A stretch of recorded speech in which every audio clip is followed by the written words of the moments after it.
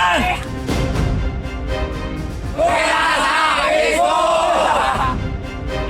mari kita joget Bapak.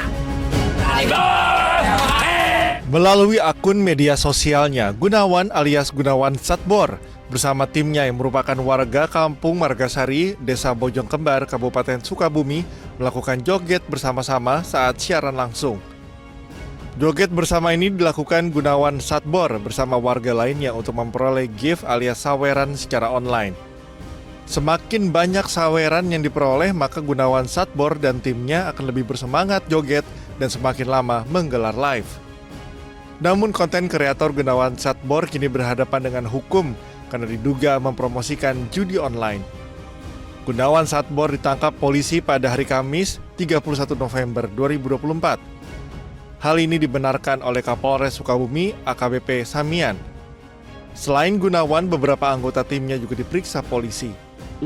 Sebelum ditangkap polisi, Gunawan Satbor sempat memberikan klarifikasi bahwa dirinya beserta tim tidak pernah mempromosikan judi online melalui akun media sosial. Assalamualaikum warahmatullahi wabarakatuh. Oke teman-teman, dimanapun engkau berada ya, banyak banget ngetek Satbor bahwa Satbor bekerja sama dengan judi online. Oke, Satbor mau klarifikasi ya teman-teman.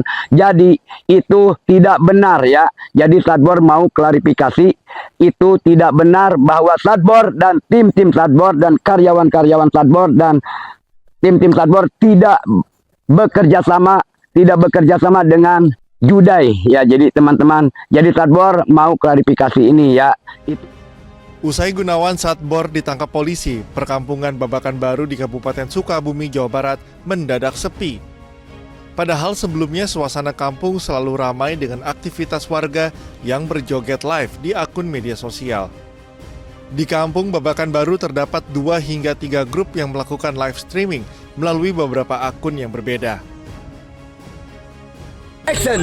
Sebelum viral, Gunawan merupakan penjahit keliling di Jakarta saat pandemi COVID-19.